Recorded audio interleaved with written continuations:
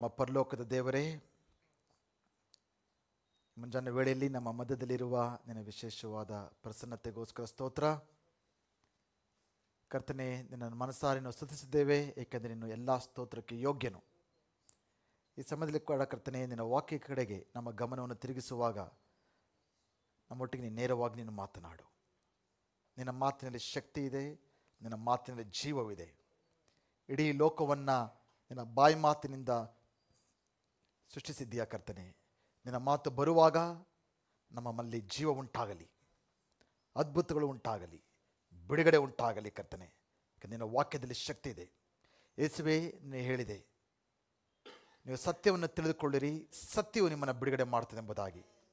ಈಗ ಸತ್ಯವನ್ನು ನಾವು ಕೇಳುವಾಗ ಆ ಸತ್ಯದ ಮಾತುಗಳು ನಮ್ಮೆಲ್ಲರನ್ನು ಕೂಡ ಬಿಡುಗಡೆ ಮಾಡಲಿ ಎಂಬುದನ್ನು ಪ್ರಾರ್ಥನೆ ಮಾಡ್ತೇವೆ. ಪವಿತ್ರಾತ್ಮನೇ, ಸಮಯದ ಮೇಲೆ ಸಂಪೂರ್ಣವಾದ ಹತೋಟಿಯನ್ನು ನೀನು ತಗೋ, ನೀನು ನಮ್ಮನ್ನು ನಡೆಸು. ಯೇಸುವಿನ ನಾಮದಿಂದ ಪ್ರಾರ್ಥಿಸ್ತೇವೆ ತಂದೆಯೇ. ಎಲ್ಲರೂ ಕೂಡ ಜೋರಾಗಿ ಚಪ್ಪಾಳೆ ತಡುತ್ತಾ ಯೇಸುವಿನ ನಾಮವನ್ನು ನಾವು ಮಹಿಮೆಪಡಿಸುವಂತರಾಗೋಣ. Amen, hallelujah. ಒಂದು ಪ್ರಶ್ನೆಯಿಂದ ನಾನು ಪ್ರಾರಂಭ ಮಾಡೋಕ್ಕೆ ನಾನು ಬಯಸ್ತೇನೆ. ಎಲ್ಲರೂ ಕೇಳಿಸ್ಕೊಳ್ಳಿ. ದೇವರು ಈ ಲೋಕಕ್ಕೆ ಕೊಟ್ಟಿರತಕ್ಕಂಥ ಅತಿ ದೊಡ್ಡ ಉಡುಗೊರೆ ಯಾವುದು? ಯೇಸು ಕ್ರಿಸ್ತನು. 100 ಔಟ್ ಆಫ್ 100, ರೈಟ್. ಯೇಸು ಕ್ರಿಸ್ತನು ಇಡೀ ಲೋಕಕ್ಕೆ ಕೊಟ್ಟಿರತಕ್ಕಂಥ ಅತಿ ದೊಡ್ಡ ವರ ಏನಂದರೆ ಯೇಸು ಸ್ವಾಮಿ, ರಕ್ಷಣೆ. ಓಕೆ, ಈಗ ಎರಡನೇ ಪ್ರಶ್ನೆ. ಯೇಸು ಸ್ವಾಮಿಯು ದೇವರ ಮಕ್ಕಳಿಗೆ, ವಿಶ್ವಾಸಿಗಳಿಗೆ ಕೊಟ್ಟಿರತಕ್ಕಂಥ ಅತಿ ದೊಡ್ಡ ಉಡುಗೊರೆ ಯಾವುದು? ರಕ್ಷಣೆ. ಅದು ಯೇಸು ಸ್ವಾಮಿಯಿಂದ ಬಂತು. ರಕ್ಷಣೆ ಹೊಂದಿದವರಿಗೆ, ದೇವರ ಮಕ್ಕಳಾಗಿರೋವರಿಗೆ ದೇವರು ಕೊಟ್ಟಿರ್ತಕ್ಕಂಥ ಅತಿ ದೊಡ್ಡ ವರ ಯಾವುದು? ಕೆಲವರು ಹೇಳ್ತಾರೆ ಕರೆಕ್ಟಾಗಿ, ಪವಿತ್ರಾತ್ಮನು. ನಾವಿನ್ನು ಅರ್ಥ ಮಾಡ್ಕೊಳ್ಬೇಕಾಗಿದೆ. ದೇವರು ವಿಶ್ವಾಸಿಗಳಿಗೆ, ದೇವರ ಮಕ್ಕಳಿಗೆ, ರಕ್ಷಣೆ ಹೊಂದಿದವರಿಗೆ ದೇವರು ನೀಡಿರತಕ್ಕಂಥ ಅತಿ ದೊಡ್ಡ ಉಡುಗೊರೆ, ಎಲ್ಲ ಆಶೀರ್ವಾದಗಳಿಗಿಂತ ಮಿಗಿಲಾದ ಆಶೀರ್ವಾದ ಅಂದರೆ ಆತನ ಪವಿತ್ರಾತ್ಮನಾಗಿದ್ದೇವೆ. ಎಷ್ಟು ಜನ ನಾವು ಪವಿತ್ರಾತ್ಮನ ಅರ್ಥ ಮಾಡ್ಕೊಂಡಿದ್ದೇವೆ? ಎಷ್ಟು ಜನ ಪವಿತ್ರಾತ್ಮನ ಅನ್ಯೋನ್ಯತೆಯಲ್ಲಿ ನಡೀತಾ ಇದ್ದೇವೆ? ಪ್ರತಿ ಭಾನುವಾರ ನಾವು ಅಂತ್ಯಾಶೀರ್ವಾದನ ಯಾವ ರೀತಿಯ ಹೊಂದ್ಕೊಳ್ತೇವೆ? ತಂದೆಯಾದ ದೇವರ ಪ್ರೀತಿಯು, ಕರ್ತನಾದ ಯೇಸುವಿನ ಕೃಪೆಯು, ಪವಿತ್ರಾತ್ಮನ ಅನ್ಯೋನ್ಯತೆ. ಎಷ್ಟು ಜನ ಪವಿತ್ರಾತ್ಮನ ಅನ್ಯೋನ್ಯತೆಯಲ್ಲಿ ಜೀವಿಸ್ತಾ ಇದ್ದೀರಾ? ನಿಜವಾದ ಕ್ರೈಸ್ತವ ಜೀವಿತ, ನಾವು ವಿಶ್ವಾಸಿಗಳಾದ ನಾವು ನಮ್ಮ ಜೀವಿತದಲ್ಲಿ ಯಶಸ್ವಿಯನ್ನು ಕಾಣಬೇಕಂದ್ರೆ, ಬೆಳವಣಿಗೆಯನ್ನು ಕಾಣಬೇಕಂದ್ರೆ, ಅಭಿವೃದ್ಧಿಯನ್ನು ಕಾಣಬೇಕಂದ್ರೆ, ಬಿಡುಗಡೆಯನ್ನು ಅನುಭವಿಸ್ಬೇಕಂದ್ರೆ ಪವಿತ್ರಾತ್ಮನ ಅನ್ಯೋನ್ಯತೆಯಲ್ಲಿ ನಾವು ನಡಿಬೇಕಾಗಿದೆ. ನೋಡಿ, ದೇವರು ಯಾಕೆ ಈ ವರವನ್ನು ನಮಗೆ ಕೊಟ್ಟರು? ಏನೋ ಬೇರೆ ಏನೋ ಕೊಡ್ಬೋದಾಗಿತ್ತಲ್ಲ. ವಿಶ್ವಾಸಿಗಳಾದ ಮೇಲೆ ಒಂದು ದೊಡ್ಡ ಕಾರ್ ತೊಗೊಂಡು ಗಿಫ್ಟ್ ಕೊಡ್ಬೋದಾಗಿತ್ತಲ್ಲ. Congratulations, welcome to the kingdom of God, take this new car ಅಂತ ಕೊಡ್ಬೋದಾಗಿತ್ತಲ್ಲ.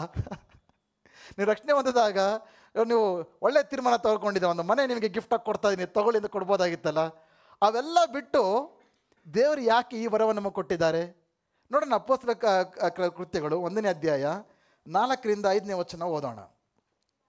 ಒಮ್ಮೆ ಅವರೆಲ್ಲರೂ ಒಂದುಗೂಡಿದ್ದ ಸಂದರ್ಭದಲ್ಲಿ ನೀವು ಯೆರೂಸಲೇಮನ್ನು ಬಿಟ್ಟು ಹೋಗದೆ ನನ್ನಿಂದ ಕೇಳಿದಂಥ ಮತ್ತು ತಂದೆಯು ಮಾಡಿದ ವಾಗ್ದಾನಗಳಿಗಾಗಿ ಇಲ್ಲೇ ಕಾದುಕೊಂಡಿರಿ. ಯಾಕೆಂದರೆ ಯೋಹಾನನಂತೂ ನೀರಿನಿಂದ ದೀಕ್ಷಾಸ್ನಾನ ಮಾಡಿಸುತ್ತಿದ್ದನು, ಆದರೆ ಇನ್ನು ಕೆಲವೇ ದಿನಗಳಲ್ಲಿ ನಿಮಗೆ ಪವಿತ್ರಾತ್ಮನಿಂದ ದೀಕ್ಷಾಸ್ನಾನವಾಗುವುದು ಎಂದು ಅಪ್ಪಣೆ ಕೊಟ್ಟನು. ಇಂಗ್ಲೀಷಲ್ಲಿ ಈ ರೀತಿ ಇದೆ, NLTಯಲ್ಲಿ Acts 1:4 do not leave Jerusalem until the Father sends you the gift he promised. Hallelujah. Yesu ಕ್ರಿಸ್ತನು ನಮ್ಮೆಲ್ಲರೂ ಗೊತ್ತಿದೆ, ಶಿಲುಬೆ ಮೇಲೆ ಸತ್ತ ನಂತರ 3ನೇ ದಿನ ಆತನ ಪುನರುತ್ಥಾನ ಹೊಂದ್ತಾನೆ. ಪುನರುತ್ಥಾನ ಹೊಂದಿದ ನಂತರ ಸುಮಾರು 40 ದಿನಗಳು ಆತನ ಶಿಷ್ಯರೊಟ್ಟಿಗೆ ಯೇಸು ಸ್ವಾಮಿ ಸಮಯವನ್ನು ಕಳೀತಾರೆ. ಅನೇಕ ವಿಷಯಗಳನ್ನು ಅವರಿಗೆ ಬೋಧಿಸ್ತಾರೆ. ಸಮಯದಲ್ಲಿ ಬರುವಂಥ ಪವಿತ್ರಾತ್ಮನ ಬಗ್ಗೆ ತಿಳಿಸ್ತಾ ಇದ್ದಾರೆ. ದೇವರ ರಾಜ್ಯದ ಕುರಿತು ಅನೇಕ ಸಂಗತಿಗಳನ್ನು ಆ ಒಂದು ಸಮಯದಲ್ಲಿ ಬೋಧನೆ ಮಾಡಿದ್ರು. ಆ 40 ದಿನ ನೋಡ್ತೇವೆ, ಯೇಸು ಸ್ವಾಮಿ ಅವರೊಟ್ಟಿಗೆ ಬಂದು ಭೇಟಿ ಆಗ್ತಾಯಿದ್ರು, ಅವರೊಟ್ಟಿಗೆ ಊಟ ಮಾಡ್ತಾಯಿದ್ರು, ಒಳ್ಳೆಯ ಅನ್ಯೋನ್ಯತೆ ಸಮಯ ಹೊಂದ್ಕೊಳ್ತಾ ಇದ್ರು. ಆತ ಇನ್ನೇನು ಆರೋಹಣ ಆಗುವಂಥ ಸಮಯದಲ್ಲಿ ಯೇಸು ಸ್ವಾಮಿಯ ಕೊನೆಯ ಮಾತುಗಳು, ಪುನರುತ್ಥಾನ ಹೊಂದಿ ಮತ್ತೆ ಪರಲೋಕಕ್ಕೆ ಆರೋಹಣವಾಗಬೇಕಂದ್ರೆ ಯೇಸು ಸ್ವಾಮಿ ತನ್ನ ಶಿಷ್ಯರಿಗೆ ಹೇಳ್ತಾ ಇದ್ದಾರೆ, ನೀವು ಇಲ್ಲೇ ಉಳ್ಕೊಳ್ಳಿ, ನಾನು ಹೋಗಿ ತಂದೆಯು ಮಾಡಿದ ವಾಗ್ದಾನದ ವರವನ್ನು ನಾನು ನಿಮಗೆ ಕಳುಹಿಸುವವರೆಗೂ ನೀವು ಇಲ್ಲೇ ಇರಬೇಕೆಂಬುದಾಗಿ ಹೇಳ್ತಾ ಇದ್ದಾನೆ. ಇದು ದೇವರಿಗೆ, ಯೇಸು ಸ್ವಾಮಿಗೆ ಪವಿತ್ರಾತ್ಮನಂದರೆ ಎಷ್ಟು ಇಂಪಾರ್ಟೆಂಟ್ ಅಂತ ನಾವೆಲ್ಲ ಈ ಮುಂಜಾನೆ ವೇಳೆಯಲ್ಲಿ ಗ್ರಹಿಸ್ಕೊಳ್ಬೇಕೆಂಬುದಾಗಿ ನಾನು ಬಯಸ್ತಾ ಇದ್ದಾನೆ.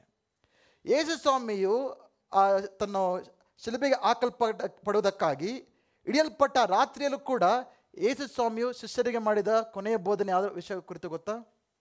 ಯೋಹನ 14, 15, 16 ನಾವು ಓದ್ತೇವೆ. ಈ 3 ಅಧ್ಯಾಯದಲ್ಲೂ ಕೂಡ ಆತನು ತನ್ನ ಶಿಷ್ಯರೊಟ್ಟಿಗೆ ಆತನ ಮೇಜಿನಲ್ಲಿ ಆ ಒಂದು ಪಸ್ಕಾ ರೊಟ್ಟಿಯಲ್ಲಿ ದ್ರಾಕ್ಷರಸಲ್ಲಿ ಪಾಲ್ಗೊಂಡಂಥ ರಾತ್ರಿಯಲ್ಲಿ, ಆ ರಾತ್ರಿ ಇನ್ನೇನು ಹಿಡಿಯಲ್ಪಡಬೇಕು, ಇನ್ನು ಕೆಲವು ಗಂಟೆಗಳಿದೆ. ಗೆತ್ಸೆಮನೆ ತೋಟಕ್ಕೆ ಹೋಗಿ ಪ್ರಾರ್ಥಿಸಿ ಅಲ್ಲಿ ಹಿಡಿಯಲ್ಪಟ್ಟಬೇಕಂದ್ರೆ ಅದಕ್ಕಿಂತ ಮುಂಚೆ ತನ್ನ ಶಿಷ್ಯರೊಟ್ಟಿಗೆ ಆತನು ಮಾಡ್ತಿರ್ತಕ್ಕಂಥ ಕೊನೆಯ ಬೋಧನೆ ಯಾವುದು ಗೊತ್ತಾ? ಪವಿತ್ರಾತ್ಮನ ಬಗ್ಗೆ. ಅದನ್ನು ಶಿಲುಬೆಗೆ ಹಾಕಲ್ಪಡೋಕ್ಕಿಂತ ಮುಂಚೆ ಕೂಡ ಕೊಟ್ಟಂಥ ಬೋಧನೆ ಯಾವುದು? ಪವಿತ್ರಾತ್ಮನ ಬಗ್ಗೆ. ಆತನ ಆರೋಹಣ ಆಗೋದಕ್ಕಿಂತ ಮುಂಚೆ ಕೂಡ ಅದನ್ನು ಕೊನೆಯದಾಗಿ ಕೊಟ್ಟಂಥ ಬೋಧನೆ ಯಾವುದು? ಪವಿತ್ರಾತ್ಮನ ಬಗ್ಗೆ. ಯಾಕೆಂದರೆ ದೇವರಿಗೆ ಪವಿತ್ರಾತ್ಮನು ಅಷ್ಟು ಇಂಪಾರ್ಟೆಂಟ್. ಪವಿತ್ರಾತ್ಮನು ದೇವರು, ಆತನ ಬೇರೆ ಅದೊಬ್ಬ ವ್ಯಕ್ತಿ, ಇನ್ನೊಂದು ಯಾವುದೋ ಬೇರೆ ವ್ಯಕ್ತಿ ಅಲ್ಲ. He is god himself. ಪವಿತ್ರಾತ್ಮನು ಆತನು ದೇವರಾಗಿದ್ದಾನೆ. ಹಲ್ಲೆಲೂಯಾ. ಯೇಸು ಸ್ವಾಮಿಗೆ ಗೊತ್ತಿತ್ತು ತಾನು ಆರೋಹಣ ಆದ ನಂತರ ಅವರ ಶಿಷ್ಯರು ಏನೆಲ್ಲ ಅನುಭವಗಳಲ್ಲಿ ಹಾದು ಹೋಗ್ತಾರೆ ಎಂಬುದಾಗಿ. ಅವ್ರಿಗೆ ಉಂಟಾಗೋ ಭಯಗಳ ಬಗ್ಗೆ ಗೊತ್ತಿತ್ತು, ಅವ್ರಿಗೆ ಉಂಟಾಗೋ ಅಪಾಯಗಳ ಬಗ್ಗೆ ಗೊತ್ತಿತ್ತು, ಅವರಿಗೆ ಎದುರು ಬರುವಂಥ ಎಲ್ಲ ಸಮಸ್ಯೆಗಳ ಬಗ್ಗೆ ಗೊತ್ತಿತ್ತು, ಎಲ್ಲ ಇಕ್ಕಟ್ಟಾದ ಪರಿಸ್ಥಿತಿಗಳು ಯಾವ ರೀತಿ ಅನುಭವಿಸ್ತಾರೆ ಎಂಬುದಾಗಿ ಗೊತ್ತಿತ್ತು, ಎಂಥ ಜನರನ್ನೆಲ್ಲ ವಿರೋಧತ್ವನ್ನೆಲ್ಲ ಅನುಭವಿಸ್ಬೇಕೆಂಬುದಾಗಿ ಅವ್ರಿಗೆ ಗೊತ್ತಿತ್ತು. ಆ ಎಲ್ಲ ಸಂಗತಿಗಳು ಯೇಸು ಸ್ವಾಮಿಯು ತನ್ನ ಆರೋಹಣ ಆದ ನಂತರ ಶಿಷ್ಯರು ತಮ್ಮ ಜೀವನದಲ್ಲಿ ಏನೆಲ್ಲ ಹಾದು ಹೋಗ್ತಾರೆ ಎಂಬುದಾಗಿ ಅದಕ್ಕೆ ಮುಂಚೆನೇ ಗೊತ್ತಿದ್ದು, ಅವೆಲ್ಲವರುಗಳನ್ನು ಕೂಡ ಜಯಿಸೋದಕ್ಕೋಸ್ಕರ ಅವರ ಬಳಿಗೆ ಯಾರನ್ನ ಕಳಿಸ್ಕೊಡ್ತಾ ಇದ್ದಾರೆ? ಪವಿತ್ರಾತ್ಮನನ್ನು. Hallelujah, hallelujah. ಅದೇ ರೀತಿಯಾಗಿ ನಮ್ಮ ಜೀವನದಲ್ಲಿ ನಾವು ಏನೆಲ್ಲ ಅನುಭವಗಳಲ್ಲಿ ಹಾದು ಹೋಗ್ತೇವೆ ಎಂಬುದಾಗಿ ದೇವರಿಗೆ ಮುಂಚೆನೇ ಗೊತ್ತು.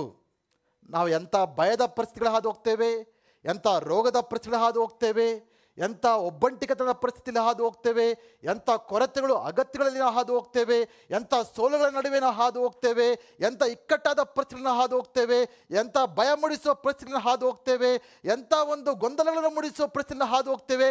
ಇವೆಲ್ಲವೂ ಕೂಡ ದೇವರಿಗೆ ಗೊತ್ತು. ನಾವು ಹಾದು ಹೋಗುವ ಪ್ರತಿಯೊಂದು ಪರಿಸ್ಥಿತಿಯು ಎಂಥದ್ದು ಎಂಬುದಾಗಿ ದೇವರಿಗೆ ಮುಂಚೆನೇ ಗೊತ್ತಿತ್ತು.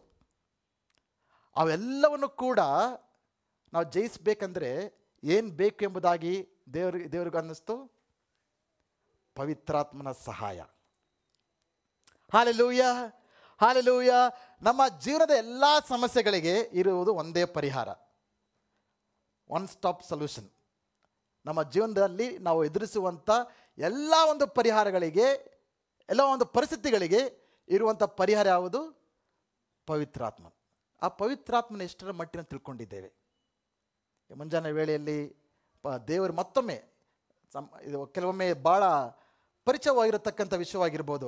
ನನ್ನ ಪ್ರಕಾರ ಭಾಳ ದುರಾದೃಷ್ಟಕರವಾದ ವಿಷಯ ಏನಂದರೆ, ಒಂದು ರಕ್ಷಣೆ ಹೊಂದಿರ್ತೇವೆ ಅನೇಕ ವಿಶ್ವಾಸಿಗಳು, ಬಟ್ ಪವಿತ್ರಾತ್ಮನ ದೀಕ್ಷಾಸನ್ನು ಪಡೆದುಕೊಂಡಿರೋದಿಲ್ಲ. ಅದು ದುರಾದೃಷ್ಟವಾದಂಥ ಅನುಭವ. ಅಂಥವರು ಕ್ರೈಸ್ತ ಜೀವನದಲ್ಲಿ ಜಯದ ಜೀವಿತವನ್ನು ಅನುಭವಿಸೋದಕ್ಕೆ ಸಾಧ್ಯ ಇಲ್ಲ. ಇನ್ನೊಂದು ಕೆಲವರು ಪವಿತ್ರಾತ್ಮನ ದೀಕ್ಷೆಯನ್ನು ಪಡೆದುಕೊಂಡಂಥವರು ಕೂಡ ಅದ್ಯಾವುದೋ ಒಂದು ದಿನ ಅನುಭವ ಆಯಿತು, ಅನ್ಯ ಭಾಷೆಗಳನ್ನ ಮಾತಾಡಿದ್ವಿ, ಅದು ಇವತ್ತು ಮಾತಾಡ್ತಾ ಇರ್ಬೋದು, ಬರೀ ಅನ್ಯ ಭಾಷೆಗಳನ್ನು ಮಾತನಾಡುವ ಅನುಭವಕ್ಕೆ ಮಾತ್ರ ಸೀಮಿತಗೊಳಿಸಿರೋದು ಅದು ಕೂಡ ಭಾಳ ದುರಾದೃಷ್ಟಕರತಕ್ಕಂಥ ವಿಷಯ. ಯಾಕೆಂದರೆ holy spirit is much more than that. ಪವಿತ್ರಾತ್ಮನು ಅನ್ಯ ಭಾಷೆಗಳನ್ನು ಮಾತನಾಡೋದಕ್ಕಿಂತ, ನಾವು ಅನುಭವಿಸುವಂಥ ಆಗಿಂದಾಗ ಬೇರೆ ಬೇರೆ ಅನುಭವಗಳಿಗಿಂತ, ಇವೆಲ್ಲದಕ್ಕಿಂತ ಆತನು ಮಿಗಿಲಾದ ವ್ಯಕ್ತಿಯಾಗಿದ್ದಾನೆ. ಆತನು ನಮ್ಮೊಟ್ಟಿಗೆ ಮಾತನಾಡಲು ಬಯಸ್ತಾ ಇದ್ದಾನೆ. ನಾವು ಈ ಒಂದು ಮೊದಲನೇ ಶತಮಾನದ ವಿಶ್ವಾಸಿಗಳ ಬಗ್ಗೆ ನಾವು ಸ್ವಲ್ಪ ಗಮನನ ವಹಿಸಿದ್ರೆ, ಎಲ್ಲರೂ ಕೂಡ ಅಪೊಸ್ತಲ ಕೃತ್ಯಗಳು ಓದಿದಿರಲ್ಲ. ಅಪೊಸ್ತಲ ಕೃತ್ಯಗಳಲ್ಲಿ ನಾವು ಏನು ಕಾಣ್ತೇವೆ? ಮೊದಲನೇ ಶತಮಾನದ ಮೊದಲನೇ ಸಭೆಯ ವಿಶ್ವಾಸಿಗಳು, ಅವರ ಜೀವಿತ ಏನೆಂಬುದಾಗಿ ಸ್ವಲ್ಪ ಗಂಭೀರವಾಗಿ ಸೂಕ್ಷ್ಮವಾಗಿ ಗಮನಿಸಿ ನೋಡಿದ್ದೀರಾ? ಅವರಲ್ಲಿ ಹೊಸ ಒಡಂಬಡಿಕೆ ಇರಲಿಲ್ಲ, ಅವ್ರ ಹತ್ರ ಇನ್ನೂ ಬರೆಯಲ್ಪಟ್ಟಿರಲಿಲ್ಲ. ಆವಾಗ ಅವ್ರಿಗಿದ್ದಿದ್ದಲ್ಲ ಹಳೆ ಒಡಂಬಡಿಕೆ ಮಾತ್ರ ಇತ್ತು. ಅದು ಯಹೂದ್ಯರಿಗೆ, ಅನ್ಯರಿಗೆ ಅದು ಕೂಡ ಇಲ್ಲ. ಬಟ್ ಶಿಷ್ಯರನ್ನು ನಾವು ಗಮನಿಸಿದಾಗ ಅಥವಾ ಬೇರೆ ಬೇರೆ ವಿಶ್ವಾಸಿಗಳನ್ನ ಗಮನಿಸಿದಾಗ, ಫಿಲಿಪ್ ಇರ್ಬೋದು, ಸ್ಟೆಫೆನ್ ಇರ್ಬೋದು, ಅಥವಾ ಬೇರೆ ಬೇರೆ ವ್ಯಕ್ತಿಗಳನ್ನು, ಸಾಮಾನ್ಯವಾದ ವಿಶ್ವಾಸಿಗಳು ಕೂಡ ಇರ್ಬೋದು, ಅನನಿಯಸ್ ಇರ್ಬೋದು, ಕೆಲವು ವ್ಯಕ್ತಿಯನ್ನು ಗಮನಿಸಿದಾಗ ಅವರು ರಕ್ಷಣೆ ಹೊಂದಿದ ನಂತರ ಅವರೆಲ್ಲರೂ ಕೂಡ ಒಂದು ಅನುಭವನ ಪಡ್ಕೊಂಡಿದ್ರು, ವಿಶೇಷವಾದ ಅನುಭವ. ಅದೇನೆಂದರೆ ಅವರೆಲ್ಲರೂ ಕೂಡ ಪವಿತ್ರಾತ್ಮನೊಟ್ಟಿಗೆ ಅನ್ಯೂನತೆಯನ್ನು ಬೆಳೆಸ್ಕೊಂಡಿದ್ರು. ಹಾಲೆಲೂಯಾ. ಅವರೆಲ್ಲರೂ ಕೂಡ ಪವಿತ್ರಾತ್ಮನ ಸ್ವರವನ್ನು ಕೇಳೋದಕ್ಕೆ ಕಲ್ತ್ಕೊಂಡಿದ್ರು.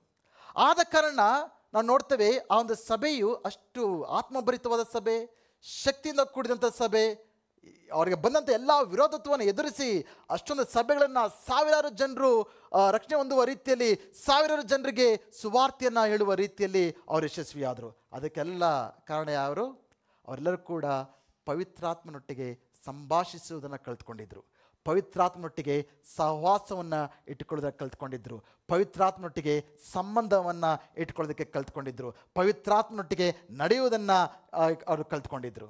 ಹಾಲೆಲೂಯಾ. ಮುಂಜಾನೆ ವೇಳೆಯಲ್ಲಿ ನನ್ನ ಒಂದು ಉತ್ತೇಜನ, ನಮ್ಮೆಲ್ಲರೂ ಕೂಡ ಪವಿತ್ರಾತ್ಮನಿದ್ದಾನೆ. ಎಷ್ಟು ಜನ ರಕ್ಷಣೆ ಹೊಂದಿದ್ದೀರಾ? ಇಲ್ಲಿ ಎಲ್ಲ ರಕ್ಷಣೆ ಹೊಂದಿದ್ದೀರಾ? ರಕ್ಷಣೆ ಹೊಂದಿಲ್ಲ ಅಂದರೆ ಇದು ನಿಮ್ಮ ದಿನ, ಇದು ನಿಮ್ಮ ಸಮಯ.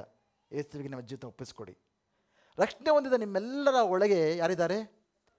ಪವಿತ್ರಾತ್ಮನಿದ್ದಾರೆ. ಇನ್ನೊಂದು ಅನುಭವ ಇದೆ, ಪವಿತ್ರಾತ್ಮನಲ್ಲಿ ದೀಕ್ಷಾಸ್ನಾಗುವಂಥ ಅನುಭವ. ಆ ಅನುಭವದಲ್ಲಿ ಪವಿತ್ರಾತ್ಮ ನಮ್ಮ ಒಳಗಿದ್ದಾನೆ. ಆದರೆ ಅನೇಕರು ಅದನ್ನು ನಾವು ಗ್ರಹಿಸದೆ ಹೋಗಿದ್ದೇವೆ.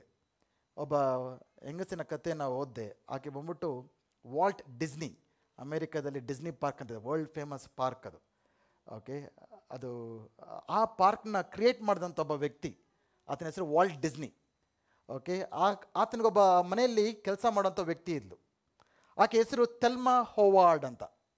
ಓಕೆ, ಆತನ ಮನೆಯಲ್ಲಿ ಎಲ್ಲ ಕೂಡ ಮನೆ ಕೆಲಸ ಮಾಡೋಂಥ ಹೆಂಗಸು.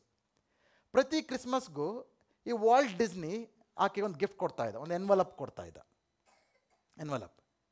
ಸೊ ಈ ಹೆಂಗಸ್ ಏನು ಮಾಡ್ತಾಯಿದ್ಲು, ಅದೇ ಏನೋ ಯಜಮಾನರು ಏನೋ ಗ್ರೀಟಿಂಗ್ ಕಾರ್ಡ ಏನೋ ಕೊಟ್ಟವ್ರೆ, ಕಾಗದ ಕೊಟ್ಟವ್ರೆ ಅಂದ್ಬಿಟ್ಟು ಆಕೆ ಬೆಡ್ ಕೆಳಗೆ ಹಾಕುವಂಥ ಎಲ್ಲ ಈ ಪೋಸ್ಟ್ ಕಾರ್ಡ್ಗಳು, ಅದನ್ನ ಇನ್ಲೈನ್ ಲೆಟರ್ಸ್ ಎಲ್ಲ ಬರ್ತಾ ಇತ್ತಲ್ಲ, ಅದೆಲ್ಲ ಹಾಕೋ ರೀತಿಯಲ್ಲಿ ಇದನ್ನು ಕೂಡ ಆಕೆ ಅದ್ರಲ್ಲಿ ಫೈಲ್ ಮಾಡ್ತಾ ಸೊ ಆಕೆ ಎಷ್ಟು ವರ್ಷ ಆತನ ಬಳಿ ಕೆಲಸ ಮಾಡ್ತಾ ಇದ್ಲೋ ಅಷ್ಟು ಪ್ರತಿ ಕ್ರಿಸ್ಮಸ್ಗೂ ಆತನ ಗಿಫ್ಟ್ ಕೊಡ್ತಾ ಇದ್ದ.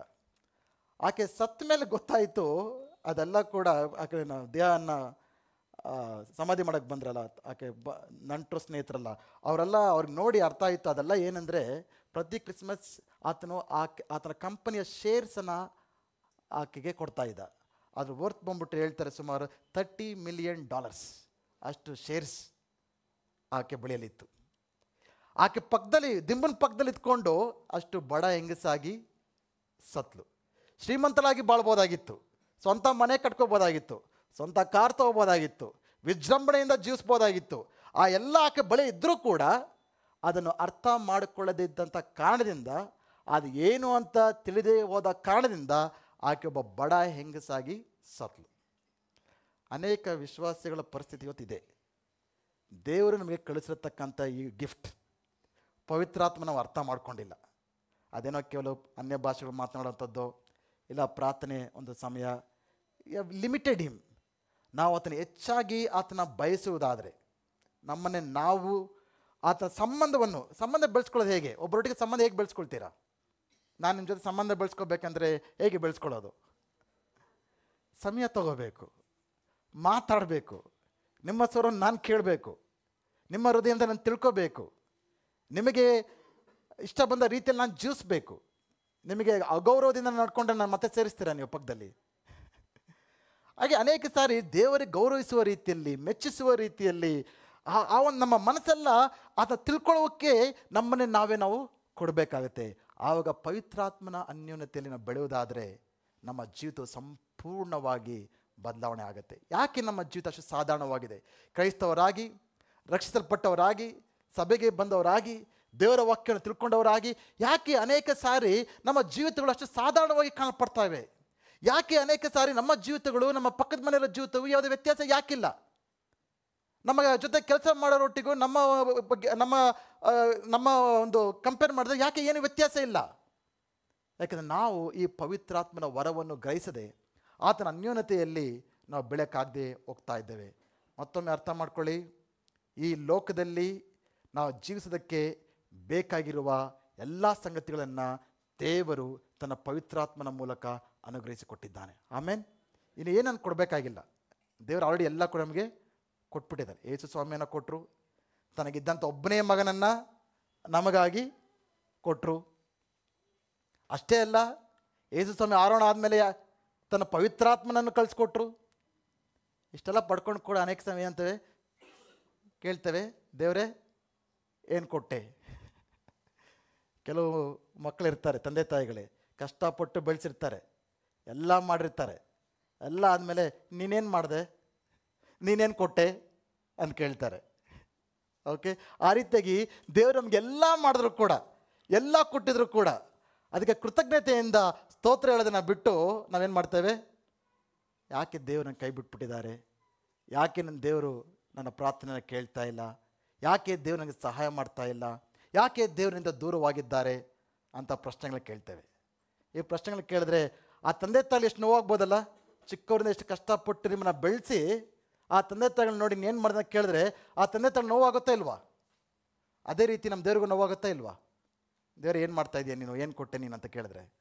ಸರಿ, ಮುಂಜಾನೆ ವೇಳೆಯಲ್ಲಿ ನನ್ನೊಂದು ಬೈಕಿನ ಎಲ್ಲರೂ ಕೂಡ ದೇವರು ನಮಗೆ ಕೊಟ್ಟಿರತಕ್ಕಂಥ ಈ ಪವಿತ್ರಾತ್ಮ ವರವನ್ನು ಅನುಭವಿಸುವಂಥರಾಗೋಣ. ಹಲ್ಲೆಲೂಯಾ! ಎಲ್ಲರೂ ಜೋರಾಗಿ ಚಪ್ಪಾಳೆ ತಟ್ಟುತ್ತಾ ದೇವರ ನಾಮವನ್ನು ನಾವು ಮಹಿಮೆಪಡಿಸುವಂಥರಾಗೋಣ. ಇವತ್ತು ಈ ಪವಿತ್ರಾತ್ಮನು ನಮ್ಮೊಳಗೆ ಬಂದಾಗ ಯಾವ ರೀತಿ ಆತನು ನಮಗೆ ವರವಾಗಿದ್ದಾನೆಂಬುದಾಗಿ 3 ವಿಷಯಗಳನ್ನು ನಾನು ಹೇಳೋಕ್ಕೆ ಬಯಸ್ತೇನೆ. ಪವಿತ್ರಾತ್ಮನು ನಮಗೆ ಕೊಡುವಂಥ ಪವಿತ್ರಾತ್ಮನಲ್ಲಿ ಆತನಿಂದ ಉಂಟಾಗುವಂಥ ಈ ವರದಲ್ಲಿ ಇರುವ ಲಾಭಗಳು, ಆಶೀರ್ವಾದಗಳು, ಮೇಲುಗಳು ಅದು ಅನೇಕವು. ಅದನ್ನು ಲೆಕ್ಕ ಹಾಕೋದಕ್ಕೆ ಸಾಧ್ಯವಿಲ್ಲ. ಇಲ್ಲಿ ಕೂತ್ಕೊಂಡು 10 ನಿಮಿಷದಲ್ಲಿ ನಿಂತ್ಕೊಂಡು ನಾನು ಎಲ್ಲ ಹೇಳೋದಕ್ಕೆ ಸಾಧ್ಯ ಇಲ್ಲ. ಆದರೆ ದೇವರು ನನ್ನ ಹೃದಯದಲ್ಲಿ ಹಾಕಿರ್ತಕ್ಕಂಥ 3 ವಿಷಯಗಳನ್ನು ನಾನು ತಿಳಿಸೋದಕ್ಕೆ ಬಯಸ್ತೇನೆ. ಮಿಕ್ಕಿದ್ದು ಆ ಪವಿತ್ರಾತ್ಮನ ಅನ್ಯೋನ್ಯತೆಯಲ್ಲಿ ಬೆಳೀರಿ. ದೇವರ ವಾಕ್ಯವನ್ನು ಓದಿ, ಆತನ ಯಾರು ಅಂತ ಅರ್ಥ ಮಾಡ್ಕೊಳ್ಳಿ, ಆತನ ಯಾವ ರೀತಿಗೆ ಕಾರ್ಯ ಮಾಡ್ತಾನೆ ಅಂತ ಅರ್ಥ ಮಾಡ್ಕೊಳ್ಳಿ. ಆತನೊಟ್ಟಿಗೆ ಮಾತನಾಡಿ, ತಂದೆಯಾದ ದೇವರೊಟ್ಟಿಗೂ ಮಾತನಾಡಿ, ಯೇಸುವಿನೊಟ್ಟಿಗೂ ಮಾತನಾಡಿ. ಅನೇಕರೇ ವಿಶ್ವಾಸಿಗಳೇ ತಂದೆಯಾದ ದೇವರೊಟ್ಟು ಮಾತಾಡ್ತೀವಿ, ಫಾದರ್ ದೇವರೇ ಅಂತ ಪ್ರಾರ್ಥನೆ ಮಾಡ್ತೇವೆ, ಯೇಸು ಸ್ವಾಮಿ ಹತ್ರ ಕೂಡ ಪ್ರಾರ್ಥನೆ ಮಾಡ್ತೇವೆ. ಆದರೆ ಪವಿತ್ರಾತ್ಮನೊಟ್ಟಿಗೆ ಮಾತನಾಡೋದಂದ್ರೆ ಒಂದು ಸ್ಟ್ರೇಂಜ್ ಆಗಿ ಫೀಲ್ ಆಗುತ್ತೆ. ಆತನೊಬ್ಬ ವ್ಯಕ್ತಿಯಾಗಿದ್ದಾನೆ. ಹಲ್ಲೆಲೂಯಾ, ಹಲ್ಲೆಲೂಯಾ. ಅದನ್ನೇ ನೋಡ್ತೇವೆ ದೇವರ ವಾಕ್ಯದಲ್ಲಿ. ಅಪೊಸ್ತಲ ಕೃತ್ಯಗಳು ಓದಿ ನೋಡಿ, ಎಲ್ಲ ವಿಶ್ವಾಸಿಗಳು ಅಪೊಸ್ತಲರು ಪವಿತ್ರಾತ್ಮನೊಟ್ಟಿಗೆ ಮಾತನಾಡೋದನ್ನು ಕಲ್ತ್ಕೊಂಡಿದ್ರು. ಈ ಅಪೊಸ್ತಲರ ಜೀವಿತಗಳ ಬದಲಾವಣೆ ಆಗೋದಕ್ಕೆ ಏನು ಕಾರಣ? ಯೇಸು ಸ್ವಾಮಿಯು ಶಿಲುಬೆ ಹಾಕಲ್ಪಡೋಕ್ಕಿಂತ ಮುಂಚೆ ಅವ್ರು ಯಾವ ರೀತಿ ಇದ್ದರು? ಅವರೆಲ್ಲರೂ ಕೂಡ ಯೇಸುವಿನ ನಂಗೆ ಯಾರು ಅಂತ ಗೊತ್ತಿಲ್ಲ ಅಂತ ಓಡೋದವನು ಯಾರು? ಪೇತ್ರನು. ಮಿಕ್ಕಿದ ಶಿಷ್ಯರೆಲ್ಲರೂ ಕೂಡ ಎಲ್ಲರೂ ಓಡೋದ್ರು ಭಯಪಟ್ಟು. ಆದರೆ ಇದೇ ವ್ಯಕ್ತಿಗಳು, ಈ 3 ಸರಿ ಸುಳ್ಳು ಹೇಳಿದಂಥ ವ್ಯಕ್ತಿ, ಅದೇ ವ್ಯಕ್ತಿ ಪೆಂತೆಕೋಸ್ತ ದಿನದಲ್ಲಿ ನಿಂತ್ಕೊಂಡು ಸಾವಿರಾರು ಜನರ ಮುಂದೆ ಆತನ ಪ್ರಸಂಗ ಮಾಡ್ತಾ ಇದ್ದಾನೆ. ಅದು ಎಲ್ಲಿಂದ ಬಂತು ಈ ಶಕ್ತಿ? ಇಡೀ ಶಿಷ್ಯರೆಲ್ಲರೂ ಕೂಡ ಅವರೆಲ್ಲರೂ ಕೂಡ ದೇವರಿಗೋಸ್ಕರ ಮಾತು ಕರೆಯನ್ನು ಮಾಡೋದಕ್ಕೆ ಹೊರಟರು. ಅವರೆಲ್ಲರೂ ಕೂಡ ತಮ್ಮ ಜೀವಿತಗಳನ್ನೇ ಯೇಸು ಸ್ವಾಮಿಗೆ ಕೊಟ್ಬಿಟ್ಟಂಥವ್ರು. ಅದರಲ್ಲಿ ಉಂಟಾದ ಬದಲಾವಣೆಗೆ ಕಾರಣ ಏನು? ಅದು ಪವಿತ್ರಾತ್ಮನ ವರ. ಆಮೇಲೆ 3 ವಿಷಯಗಳನ್ನು ತಿಳಿಸ್ತೇನೆ. ಮೊದಲನೇದು, ಪವಿತ್ರಾತ್ಮನು ನಮಗೆ ಈ ಆಫರ್ಸ್ ಕಂಪ್ಯಾನಿಯನ್ಶಿಪ್. ಹಲ್ಲೆಲೂಯಾ. ಅಂದರೆ ತನ್ನ ಅನ್ಯೋನ್ಯತೆಯನ್ನು, ತನ್ನ ಸಹವಾಸವನ್ನು ನಮಗೆ ಒಂದು ಜೊತೆ ಸಂಗಾತಿಯಾಗಿ ಇರಲು ಬಯಸ್ತಾ ಇದ್ದಾನೆ. Hallelujah. Holy Spirit wants to be with us every moment as a friend. ಒಬ್ಬ ಸ್ನೇಹಿತನಾಗಿ, ಒಬ್ಬ ಆಲೋಚನಾಕರ್ತನಾಗಿ, ಒಬ್ಬ ನಮ್ಮ ಜೀವಿತದ ಸಂಗಾತಿಯಾಗಿ ಇರೋದಕ್ಕೆ ನಾನು ಬಯಸ್ತಾ ಇದ್ದಾನೆ. ಯೋಹನನು 14:15-17 ನೋಡ್ತೇವೆ. ನೀವು ನನ್ನನ್ನು ಪ್ರೀತಿಸುವುದಾದರೆ ನನ್ನ ಆಜ್ಞೆಗಳನ್ನು ಕೈಕೊಂಡು ನಡೆಯುವಿರಿ, ಆಗ ನಾನು ತಂದೆಯನ್ನು ಕೇಳಿಕೊಳ್ಳುವೆನು, ಆತನು ನಿಮಗೆ ಬೇರೊಬ್ಬ ಸಹಾಯಕನನ್ನು ಸದಾಕಾಲವು ನಿಮ್ಮೊಂದಿಗೆ ಇರುವುದಕ್ಕೆ ಕಳುಹಿಸಿ ಕೊಡುವೆನು. Hallelujah, hallelujah.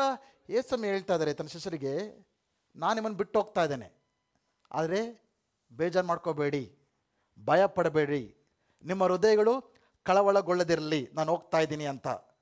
ಬಟ್ ನಾನು ಹೋದರೆ ನಾನು ಯಾರನ್ನು ಕಳಿಸ್ಕೊಡ್ತೀನಿ ನಿಮಗೆ? ಇನ್ನೊಬ್ಬ ಆಲೋಚನಾಕರ್ತನು. ಏನಂತ ಬರೆಯಲ್ಪಟ್ಟಿದೆ? ಬೇರೊಬ್ಬ ಸಹಾಯಕನು. Another comforter, another helper. ಅಂದರೆ ಅದು ಗ್ರೀಕ್ದಲ್ಲಿ ನೋಡಿದ್ರೆ ಅಲ್ಲೋಸ್ ಪ್ಯಾರಾಕ್ಲಿಟೋಸ್ ಅಂತ. ಅದರ ಅರ್ಥ ಏನಂದರೆ, ನನ್ನ ಹಾಗೆ ಇರುವ ಇನ್ನೊಬ್ಬ ವ್ಯಕ್ತಿಯನ್ನು ನಿಮ್ಮ ಬಳಿಗೆ ನಾನು ಕಳಿಸ್ಕೊಡ್ತಾ ಇದ್ದೇನೆ. ಇಷ್ಟೇನು ಅರ್ಥ ಮಾಡ್ಕೊಳ್ಬೇಕು ಸಿಂಪಲ್ ಆಗಿ. ಯೇಸು ಸ್ವಾಮಿಯು ತನ್ನ ಶಿಷ್ಯರೊಟ್ಟಿಗೆ ಯಾವ ರೀತಿ ಇದ್ರೋ, ಪವಿತ್ರಾತ್ಮನು ಇವತ್ತು ನಮ್ಮೊಟ್ಟಿಗಿರೋದಕ್ಕೆ ಬಯಸ್ತಾ ಇದ್ದಾನೆ. ಹಾಲೆಲೂಯಾ. ಎಷ್ಟು ಜನಕ್ಕೆ ಸಂತೋಷವಾಗ್ತಾ ಇದೆ? ನಿಮ್ಮ ಜೊತೆ ಯಾರಿದ್ದಾರೆ? ಸದಾಕಾಲವು ಪವಿತ್ರಾತ್ಮನಿದ್ದಾನೆ. ಈ ಸಂತತಿಯ ಒಂದು ದೊಡ್ಡ ಪ್ರಾಬ್ಲಮ್ ಏನಂದರೆ ಗೊತ್ತಾ? ಲೋನ್ಲಿನೆಸ್. ಪ್ರತಿಯೊಬ್ಬರೂ ಕೂಡ ಏಕಾಂಗಿಯಾಗಿ ಇರುವಂಥ ಅನುಭವ. ಫೇಸ್ಬುಕ್ಕಲ್ಲಿ 1000 ಜನ ಫ್ರೆಂಡ್ಸ್ ಇರ್ಬೋದು, ಇನ್ಸ್ಟಾಗ್ರಾಮಲ್ಲಿ 1,000 ಜನ ಫಾಲೋವರ್ಸ್ ಇರ್ಬೋದು, ಬಟ್ ಅವರೆಲ್ಲರೂ ಏನಿದ್ದಾರೆ? ದೆ ಫೀಲ್ ಲೋನ್ಲಿ. ಜನರೆಲ್ಲ ಕೂಡ ಇರ್ಬೋದು ನಮ್ಮ ಸಂಗಡ, ಬಟ್ ಹೃದಯದಲ್ಲಿ ನಾನು ಒಬ್ಬನೇ, ನನಗೆ ಯಾರು ಇಲ್ವಲ್ಲ ಅನ್ನೋ ಒಂದು ಫೀಲಿಂಗ್ಸ್ ಈ ಜನ್ರೇಷನಲ್ಲಿ ತುಂಬ ಜಾಸ್ತಿ. ಸ್ಪೆಷಲಿ ಫೇಸ್ಬುಕ್ಕು, ಇನ್ಸ್ಟಾಗ್ರಾಮಲ್ಲಿ ನೋಡಿದ್ರೆ, ಈ ಒಂದು ಟೆಕ್ನಾಲಜಿ ನೋಡಿದ್ರೆ, we are the most connected generation. Internet, mobile phone, WhatsApp, Skype, Zoom, ಇವೆಲ್ಲ ನೋಡಿದ್ರೆ we are the most connected generation at the most disconnected generation. ನಾವು ಕನೆಕ್ಟ್ ಆಗಿದ್ದೇವೆ ಇಡೀ ಟೆಕ್ನಾಲಜಿಯಿಂದ, but we are the most ನಮ್ಮೆಲ್ಲ ಹೃದಯಗಳಲ್ಲೂ ಕೂಡ ಲೋನ್ಲಿನೆಸ್. ಇದಕ್ಕಿಂತ ಮುಂಚೆ ಆಸ್ಪತ್ರೆಗಳೆಲ್ಲ ನೀವು ಸೈಕ್ಯಾಟ್ರಿಕ್ ಡಿಪಾರ್ಟ್ಮೆಂಟ್ ಜಾಸ್ತಿ ನೋಡ್ತಾ ಇದ್ದೀರಾ? ಸೈಕ್ಯಾಟ್ರಿಕ್ ಆಸ್ಪತ್ರೆಗಳನ್ನ ನೋಡಿದ್ದೀರಾ? ಯಾರೋ ಮೆಂಟಲ್ ಮತ ಕಳಿಸ್ತಾ ಇದ್ವಿ ಅಂತ ಹೇಳ್ತಾ ಇದ್ವಿ, ಅಲ್ಲಿ ನಿಮ್ಮೆನ್ಸ್ ಹಾಸ್ಪಿಟ್ಲಿಗೆ ಕಳಿಸ್ತೀನಿ ಅಂತ ಹೇಳ್ತಾ ಇದ್ವಿ. Today it's common. ಅದು ವಿರೋಧವಾಗಿ ಹೇಳ್ತಾ ಇಲ್ಲ, ಅವೆಲ್ಲ ಬೇಕಾಗಿದ್ದಾರೆ. ಈಗಿರೋವಂಥ ಕಾಯಿಲೆಗಳಿಗೆ, ಮಾನಸಿಕ ಕಾಯಿಲೆಗಳಿಗೆ ದೇ ಆರ್ ಇಂಪಾರ್ಟೆಂಟ್. ಅವ್ರಿಗೆ ಅದು ಕೆಟ್ಟದು ಅಂತ ತಪ್ಪಾಗಿ ಹೇಳ್ತಾ ಇಲ್ಲ. ಬಟ್ ಯಾಕೆ ಈ ಜನ್ರೇಷನಲ್ಲಿ ಇಷ್ಟು ಸೈಕ್ಯಾಟ್ರಿಸ್? ಎಲ್ಲ ಇದೆ, ಹಣ ಇದೆ, ಕಾರಿದೆ, ಮನೆ ಇದೆ, ಬೇಕಾಗಿರೋದು ಎಲ್ಲ ಇದೆ. ಆದರೆ they are feeling lonely, depressed, stressed. ಯಾಕೆ ಬರ್ತಾ ಇದೆ ಇವೆಲ್ಲ? ಇನ್ನೊಂದೇನೆಂದರೆ, ಎಲ್ಲರೂ ಕೂಡ ಯಾಕೆ ಮದುವೆ ಆಗ್ತೇವೆ ನಾವು? We feel lonely. ದೇವರು ಕೂಡ ದೇವರ ವಾಕ್ಯದಲ್ಲಿ ಹೇಳಿದ್ದಾರೆ ಏನಂತ? It is not good for a man to be alone.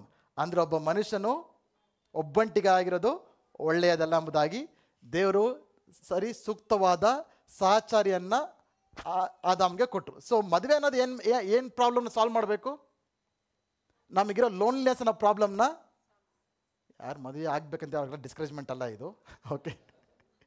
But ಮದುವೆ ಆದವರು ಕೂಡ ಯಾವ ಲೋನ್ಲಿನೆಸ್ನ ಬಗೆಹರಿಸ್ಕೋಬೇಕೆಂಬುದಾಗಿ ಮದುವೆ ಆಗ್ತಾರೋ ಅವ್ರು ಇನ್ನೂ ಮುಂಚೆಕ್ಕಿಂತ ಹೆಚ್ಚು ಲೋನ್ಲಿ ಆಗಿಬಿಡ್ತಾ ಇದ್ದಾರೆ.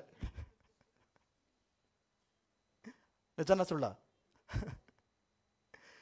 ಮದುವೆ ಆದಂಥವರು ಕೂಡ ಹೆಚ್ಚಾಗಿ ಲೋನ್ಲಿ ಆಗ್ತಾರೆ. ಮದುವೆ ಇಸ್ ಇಂಪಾರ್ಟೆಂಟ್. ಗಂಡ ಹೆಂಡತಿ ದೇವರ ವಾಕ್ಯದ ಪ್ರಕಾರ, ದೇವರ ಒಂದು ಮಾರ್ಗಗಳ ಪ್ರಕಾರ ಆ ರೀತಿಯಾದ ದೇವರ ಗುಣಗಳಿಂದ ಒಬ್ಬರೊಬ್ಬರು ತಮ್ಮ ಸಂಬಂಧದಲ್ಲಿ ಅನ್ಯೋನ್ಯತೆಯಲ್ಲಿ ಜೀವಿಸ್ತಾ ಇದ್ದರೆ it can help to a great extent. ತುಂಬ ಬ್ಲೆಸ್ಸಿಂಗ್ ಆಗಿರೋಕ್ಕೆ ಸಾಧ್ಯ. I am not discarding that at all. ನಾನು ಅದು ಹೇಳ್ತಾನೆ ಇಲ್ಲ. It's a great blessing. ಗಂಡ ಹೆಂಡತಿ ಒಟ್ಟಿಗೆ ಅನ್ಯೋನ್ಯತೆಯಲ್ಲಿ ಪ್ರೀತಿಯಿಂದ, ಸಹಬಾಳ್ವಿಕೆಯಿಂದ, ಸಹ ಕಾಳಜಿಗೆಯಿಂದ ಒಬ್ಬರನ್ನೊಬ್ಬರು ನಾವು ನೋಡಿಕೊಂಡ್ರೆ ಅದು it's a great blessing. But ಅದು ನಾವೇನು ರಿಯಾಲಿಟಿಯಲ್ಲಿ ಏನು ನೋಡ್ತಾ ಇದ್ದೇವೆ ಅಂದರೆ ಇಟ್ ಈಸ್ ಡಿಫ್ರೆಂಟ್. ಯಾಕೆಂದರೆ ಅವರು ಕೂಡ ಬೇರೆ ಬೇರೆ ಒಂದು ಎಕ್ಸ್ಪೆಕ್ಟೇಷನ್ಸ್ನ ಬಂದು, I don't want to get deep ಆ ಒಂದು ವಿಷಯದಲ್ಲಿ. ಬಟ್ ಮದುವೆ ಆದಂಥವರು ಕೂಡ ದೇ ಆರ್ ಬಿಕಮಿಂಗ್ ಲೋನ್ಲಿ. ಯಾವ ಒಂದು ಮದುವೆಯು ಅವರ ಒಂದು ಏಕಾಂಗತ್ವವನ್ನು ಬಗೆಹರಿಸಬೇಕಾಗಿತ್ತೋ ಅದೇ ಮದುವೆಯು ಅವರು ಇನ್ನೂ ಹೆಚ್ಚಾಗಿ ಏಕಾಂಗತ್ವವಾಗಿ ಅವ್ರು ಮಾಡ್ತಾ ಇದೆ. ಅದಕ್ಕೆ ಇದರಲ್ಲಿ common we see lonely husbands, lonely wives, lonely friends, lonely brothers, lonely sisters, ಎಲ್ಲ ಲೋನ್ಲಿ ಆಗಿಬಿಟ್ಟಿದ್ದೇವೆ. ದ ರೀಸನ್ ಏನಂದರೆ, ನಮ್ಮ ಲೋನ್ಲಿನೆಸ್ಗೆ ಪ್ರಾಬ್ಲಮ್, ನಮ್ಮ ಏಕಾಂತತ್ವನ ಪ್ರಾಬ್ಲಮ್ಗೆ ಪರಿಹಾರ ಮನುಷ್ಯರಲ್ಲ, ವಸ್ತುಗಳಲ್ಲ, ಸ್ಥಳಗಳಲ್ಲ. ನಮ್ಮ ಏಕಾಂಗತ್ವಕ್ಕೋಸ್ಕರ ದೇವರಿಟ್ಟಿರುವ ಪರಿಹಾರ ಏನಂದರೆ ಪವಿತ್ರಾತ್ಮನಾಗಿದ್ದಾನೆ. ಹಾಲೆಲೂಯಾ. ಅರ್ಥ ಆಗ್ತಾ ಇದೆಯಾ ಹೇಳ್ತಾ ಇರೋದು? ಅರ್ಥ ಆಗ್ತಾ ಇದೆಯಾ?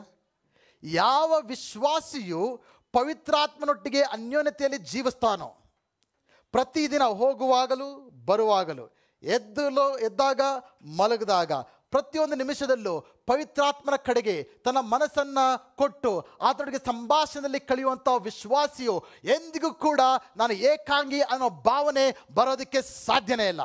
ಎಂಥ ಅನುಭವಗಳಲ್ಲಿ ಇರಲಿ, ಎಂಥ ಪರಿಸ್ಥಿತಿಗಳೇ ಇರಲಿ, ಎಂಥ ಪ್ರಶ್ನೆಗಳೇ ಬರಲಿ, ಎಂಥ ಇಕ್ಕಟ್ಟಾದ ಪರಿಸ್ಥಿತಿ ಬರಲಿ, ಅದರ ನಡುವೆ ಯಾವ ವಿಶ್ವಾಸಿಯು ಪವಿತ್ರಾತ್ಮನೊಟ್ಟಿಗೆ ಅನ್ಯೋನ್ಯತೆಯಲ್ಲಿ ಇರುವುದನ್ನು ಕಲ್ತ್ಕೊಂಡಿದ್ದಾನೋ ಆ ವ್ಯಕ್ತಿ ನನಗೆ ಏಕಾಂಗಿ, ನನಗೆ ಯಾರೂ ಇಲ್ಲ, ನನ್ನ ಸಹಾಯ ಎಲ್ಲಿ ಬರುತ್ತೆ, ನನಗೆ ದಿಕ್ಕ್ಯಾರು ಅಂತ ಮಾತಾಡೋಕ್ಕೆ ಆಸ್ಪದವೇ ಇಲ್ಲ. ಹಾಲೆಲೂಯಾ. ಇವತ್ತು ನಾನು ನಿಮ್ಗೇನು ಉತ್ತೇಜನ ಮಾಡ್ತಾ ಇದ್ದೀನಿ ಅಂದರೆ, ನಮ್ಮೊಳಗೆ ದೇವರಾದ ಪವಿತ್ರಾತ್ಮನಿದ್ದಾನೆ. ನಿಮ್ಮ ಜೀವನದಲ್ಲಿ ಏನೇ ಸಮಸ್ಯೆ ಇರಲಿ, ಇವತ್ತು ಆತನ ಕಡೆಗೆ ನೋಡಿ, ಪವಿತ್ರಾತ್ಮನೇ ನಾನು ಇದನ್ನು ಹಾದು ಹೋಗ್ತಾ ಇದ್ದೇನೆ, ನನ್ನ ಪರಿಸ್ಥಿತಿ ಇದು, ನನ್ನ ಪ್ರಶ್ನೆ ಇದು. ಆತನು ಪ್ರತಿದಿನ ನಮ್ಮ ಬಲಪಡಿಸುವ ಆತನಾಗಿದ್ದಾನೆ. ಆತನ ಆಲೋಚನಾಕರ್ತನಾಗಿದ್ದಾನೆ. ಆತನು ನಮ್ಮನ್ನು ಮುಂದಕ್ಕೆ ನಡೆಸುವ ಆತನಾಗಿದ್ದಾನೆ. ಹಲ್ಲೆಲೂಯಾ. ಎರಡನೇದು, holy spirit offers power to all believers. ಅಪೊಸ್ತಲರ ಕೃತ್ಯಗಳು 1:8 ನೋಡ್ತೇವೆ. ಆದರೆ ಪವಿತ್ರಾತ್ಮ ನಿಮ್ಮ ಮೇಲೆ ಬರಲು ನೀವೇನು ಅಂದ್ಕೊಳ್ತೀರಾ? ಶಕ್ತಿಯನ್ನು ಹೊಂದಿದವರಾಗಿ ಯೆರೂಸಲೇಮಿನಲ್ಲಿಯೂ ಯೂದಾಯದ ಎಲ್ಲ ಸ್ಥಳದಲ್ಲಿಯೂ ಸಮರಿಯ ಸೀಮೆಗಳಲ್ಲಿಯೂ ಭೂಲೋಕದ ಕಟ್ಟಕಡೆಯವರೆಗೂ ನನಗೆ ಸಾಕ್ಷಿಗಳಾಗಿರುವಿರಿ. ಹಲ್ಲೆಲೂಯಾ. ದೇವರು ಏನು ಹೇಳ್ತಾ ಇದ್ದಾರೆ ಇಲ್ಲಿ? ಪವಿತ್ರಾತ್ಮನು ನಿಮ್ಮ ಮೇಲೆ ಬರುವಾಗ ನೀವೇನು ಅಂದ್ಕೊಳ್ತೀರಾ? ಶಕ್ತಿ, ಬಲ. ಎಷ್ಟು ಜನ ನೀವು ಬಲಹೀನರಾಗಿ ಕಾಣ್ತಾ ಇದ್ದೀರಾ? ಯಾಕೆ ನೀವು ಬಲಹೀನರಾಗಿ ಕಾಣ್ತಾ ಇದ್ದೀರಾ? ಯಾಕೆ ನಿಮ್ಮನ್ನೇ ಬಲಹೀನರಾಗಿ ನೋಡ್ಕೊಳ್ತಾ ಇದ್ದೀರಾ? ಯಾಕೆಂದರೆ ಈ ಸತ್ಯವನ್ನು ನೀವು ಅರ್ಥ ಮಾಡ್ಕೊಂಡಿಲ್ಲ. ಪವಿತ್ರಾತ್ಮನ ನಮ್ಮೊಳಗಿದ್ದಾನೆ. ದೇವರ ವಾಕ್ಯ ಹೇಳುತ್ತೆ, ನಿಮ್ಮೊಳಗಿರುವ ಆತನು ಈ ಲೋಕದಲ್ಲಿರುವ ಆತನಿಗಿಂತ ಚಿಕ್ಕವನ ಹೆಚ್ಚಿನ ಸಾರಿ ನಿಮ್ಮೊಳಗಿರುವ ಆತನು ಈ ಲೋಕದಲ್ಲಿರುವ ಆತನಿಗಿಂತ ದೊಡ್ಡ. ಈ ಲೋಕದಲ್ಲಿ ಯಾರೆಲ್ಲ ಇದ್ದಾರೆ, ಎಲ್ಲ ಶಕ್ತಿಗಳಿಗಿಂತ ಪವಿತ್ರಾತ್ಮನು ನಮ್ಮೊಳಗೆ ಆತನ ದೊಡ್ಡವನಾಗಿದ್ದಾನೆ. Hallelujah, hallelujah. ದೇವರಿಗೆ ಗೊತ್ತು, ನಾವು ಪಾಪವನ್ನು ಜಯಿಸಬೇಕಂದ್ರೆ, ನೀತಿವಂತರಾಗಿ ಬಾಳ್ಬೇಕಂದ್ರೆ, ಪವಿತ್ರರಾಗಿ ಬಾಳ್ಬೇಕಂದ್ರೆ, ಭಯಭಕ್ತಿಯಲ್ಲಿ ಬಾಳ್ಬೇಕಂದ್ರೆ, ಜಯದ ಜೀವಿತನ ಬಾಳ್ಬೇಕಂದ್ರೆ ದೇವರಿಗೆ ಗೊತ್ತು ನಮಗೆ ಶಕ್ತಿ ಬೇಕು. ನಮ್ಮ ಸ್ವಂತ ಶಕ್ತಿಯಿಂದ ಕ್ರೈಸ್ತವ ಜೀವಿತವನ್ನು ಜೀವಿಸೋದಕ್ಕೆ ಆಗೋದಿಲ್ಲ ಎಂಬುದಾಗಿ ದೇವರಿಗೆ ಗೊತ್ತು. ನಮ್ಮ ಸ್ವಂತ ಶಕ್ತಿಯಿಂದ ದೇವರ ವಾಕ್ಯಕ್ಕೆ ವಿಧೇಯರಾಗಿ ಜೀವಿಸುವಂಥದ್ದು ಸಾಧ್ಯವಿಲ್ಲ ಎಂಬುದಾಗಿ ದೇವರಿಗೆ ಗೊತ್ತು. ಆದ ಕಾರಣ ದೇವರು ನಮ್ಮನ್ನು ಏನೆಲ್ಲ ಮಾಡೋದಕ್ಕೆ ಕರೆದಿದ್ದಾನೋ ಆ ಎಲ್ಲ ವಿಷಯಗಳನ್ನು ನಾವು ಮಾಡೋದಕ್ಕಾಗಿ ತನ್ನ ಪವಿತ್ರಾತ್ಮನ ಶಕ್ತಿಯನ್ನು ಪ್ರತಿಯೊಬ್ಬರಿಗೂ ಕೂಡ ದೇವರು ಕೊಟ್ಟಿದ್ದಾನೆ. ಹಲ್ಲೆಲೂಯಾ. ಎಲ್ಲ ಜೋರ ಚಪ್ಪಲಿ ತಟ್ತಾ ದೇವರ ನಾಮವನ್ನು ನಾವು ಮಹಿಮೆ ಪಡಿಸುವಂತರಾಗೋಣ. ಆ ಒಂದು ಶಕ್ತಿ ನಾವು ದೇವರ ಏನೆಲ್ಲ ಮಾಡೋದಕ್ಕೆ ಕರೆದಿದ್ದಾನೋ, ಸಾಕ್ಷಿಗಳಾಗೋದಕ್ಕೋಸ್ಕರ, ಪಾಪದ ಮೇಲೆ ಜಯಿಸೋದಕ್ಕೋಸ್ಕರ, ದೇವರ ಉದ್ದೇಶಗಳನ್ನ ಪೂರೈಸೋದಕ್ಕೋಸ್ಕರ, ದೇವರ ಚಿತ್ತವನ್ನು ಮಾಡೋದಕ್ಕೋಸ್ಕರ, ದೇವರ ಪ್ರತಿನಿಧಿಗಳಾಗಿ ಲೋಕದಲ್ಲಿ ಜೀವಿಸೋದಕ್ಕೋಸ್ಕರ ದೇವರು ತನ್ನ ಪವಿತ್ರಾತ್ಮನ ಶಕ್ತಿಯನ್ನು ಕೊಟ್ಟಿದ್ದಾನೆ. ನಾವು ಬಲಹೀನರಲ್ಲ. ನಿಮ್ಮ ಪಕ್ಕದಲ್ಲಿ ನೋಡಿ ಹೇಳಿ, ನೀವು ಬಲಹೀನರಲ್ಲ ಎಂಬುದಾಗಿ. ಇನ್ನೊಬ್ಬರ ಕಡೆ ನೋಡಿ, ನಾನು ಬಲಹೀನನಲ್ಲ ಅಂತೇಳಿ. ಇದು ಸ್ವಲ್ಪ ಜೋರಾಗಿ ಬಂತು. ಪಕ್ಕದಲ್ಲಿರೋನಿಗೆ ಹೇಳಿ ಅಂದರೆ ವಾಲ್ಯೂಮ್ ಲೋ ಇತ್ತು. ನಾನು ಬಲಹೀನ ಅಂತ ಜೋರಾಗಿ ಬಂತು ಸ್ವಲ್ಪ ಅದು. ಹಲ್ಲೆಲೂಯಾ. ನಾವು ಕ್ರಿಸ್ತನಲ್ಲಿ ಇದ್ದೇವೆ, ಪವಿತ್ರಾತ್ಮನ ಒಳಗಿದ್ದಾನೆ. ನಾವು ಯಾಕೆ ಭಯ ಪಡ್ತೇವೆ? ಒಂದು ಕತೆ ಓದಿದೆ. ಈ ಮೊನಾಸ್ಟ್ರಿ, ಬುದ್ಧಿಸ್ಟ್ ಮೊನಾಸ್ಟ್ರಿಯಲ್ಲಿ ಒಬ್ಬ ಮಾಂಕ್, ಅಲ್ಲಿ ಮಾಂಕ್ಸ್ನ ರೆಡಿ ಮಾಡ್ತಾರೆ, ತರಬೇತಿ ಕೊಟ್ಟು ಸಿದ್ಧ ಮಾಡ್ತಾರೆ. ಅವರು ಕೂಡ ಪ್ರೀಚಿಂಗ್ ಎಲ್ಲ ಯಾವ ರೀತಿ ಮಾಡಬೇಕು, ಈ ಬೌದ್ಧ ಧರ್ಮದ ವಿಷಯಗಳನ್ನೆಲ್ಲ ಯಾವ ರೀತಿಯಾಗಿ ಅವರು ದೇವರಿಗೆ ಆ ಒಂದು ವಿಷಯಗಳನ್ನ ಯಾವ ರೀತಿ ಬೋಧಿಸ್ಬೇಕೆಂಬುದಾಗಿ ಟ್ರೈನಿಂಗ್ ನಡೀತು. ಆ ಟ್ರೈನರ್ ಒಬ್ಬ ಸ್ಟೂಡೆಂಟ್ ಆ ಒಂದು ಟ್ರೈನಿಂಗ್ ಸೆಷನಲ್ಲಿ ಅವನಿಗೆ ಮಾತನಾಡೋ ಚಾನ್ಸ್ ಕೊಟ್ಟರು. ಬಟ್ ತುಂಬ ಭಯ ಅವನಿಗೆ ಮಾತನಾಡೋಕ್ಕೆ. ಜನರ ಕಂಡ್ರೆ ಭಯ, ಸ್ಟೇಜ್ ಮೇಲೆ ಫಸ್ಟ್ ಟೈಮು, ಫುಲ್ಲು ನಡ್ಕ ಯಾವ ರೀತಿ ಮಾತಾಡಬೇಕಂತ ಗೊತ್ತಿಲ್ಲ.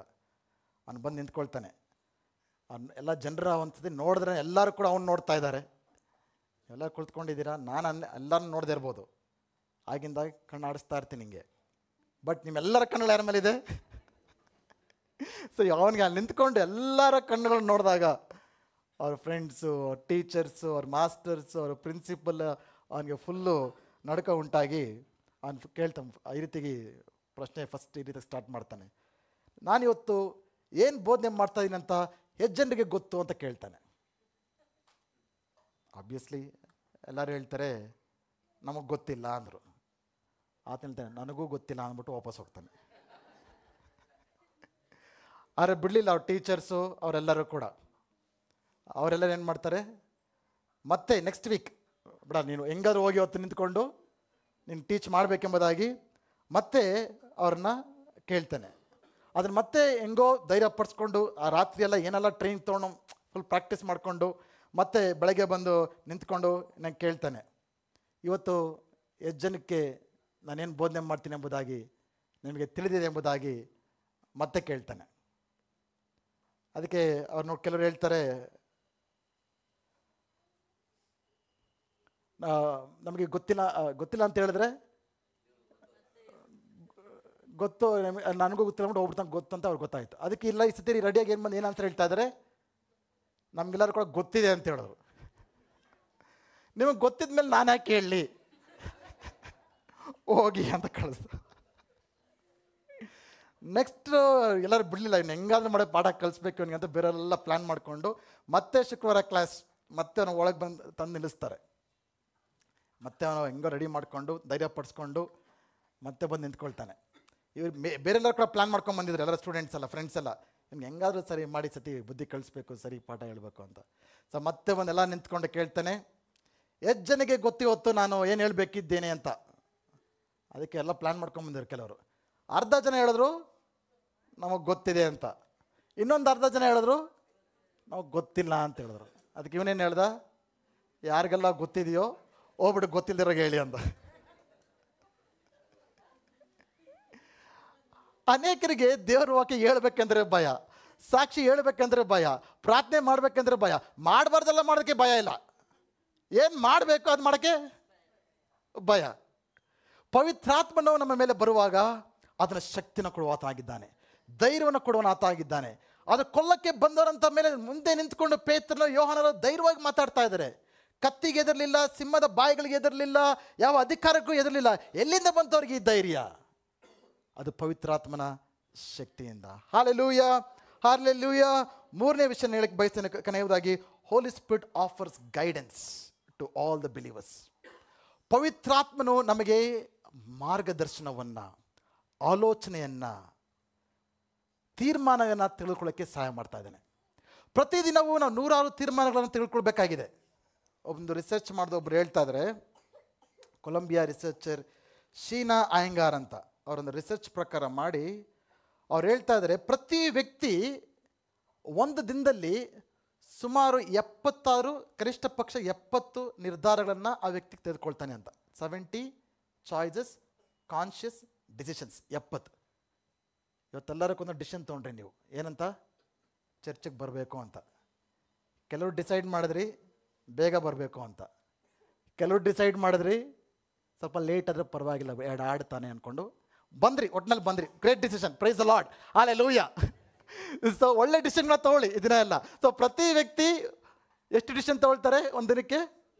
70. ಓಕೆ, 70 ಪ್ರತಿದಿನಕ್ಕೆ 70 ಡಿಸಿಷನ್ ಆದರೆ ಒಂದು ವರ್ಷಕ್ಕೆ ಡಿಸಿಷನ್ ಆಯ್ತು ಗೊತ್ತಾ? 25,550 ಡಿಸಿಷನ್. ಸೊ ಒಂದು ವರ್ಷದಲ್ಲಿ ನೀವು ಎಷ್ಟು ಡಿಸಿಷನ್ ತೊಗೊಳ್ತಾ ಇದ್ದೀರಾ? 25,550 ಡಿಸಿಷನ್.